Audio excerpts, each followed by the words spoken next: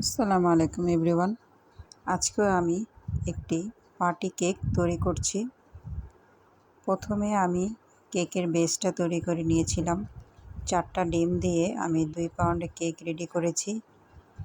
কেকটা আমি ক্রিম ভালো করে ডেকোরেশন করে আমি 2 ঘন্টা ফ্রিজে রেখে দিয়েছিলাম। এরপর আমি 1 কাপ হুইপ ক্রিম নিয়েছি এবং কিছু চকলেট নিয়েছি। এখন গানাশ তৈরি করে আমি কেকের উপরে দিয়ে দিলাম।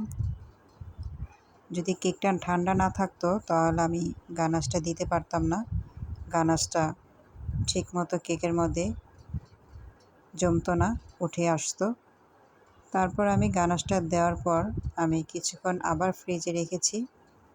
গানাশটা সেট হয়ে যাওয়ার পর আমি এখন 2D নজেল দিয়ে ফ্লাওয়ারগুলি করছি। দেখতেই পাচ্ছেন আমার ফ্লাওয়ারগুলি হয়ে গেছে। এখন আমি এগুলি ডেকোরেশনের জন্য কিছু সুগার বল লাগিয়ে দেব উপর দিয়ে এবং আমি ফন্টেড দিয়ে একটি নাম লিখব আর কিছু চকলেট লাঠি পাওয়া যায় এক ধরনের, বাচ্চারা খায়, সেটার নামটা আমার সঠিক মনে আসছে না। সেগুলো আমি সাজিয়েছিলাম কেকের মাঝখানে এবং ফন্টেড দিয়ে ক্লাস পার্টির নাম লিখেছিলাম। এই তো, ভিডিওটা ভালো লাগলে শেয়ার করবেন।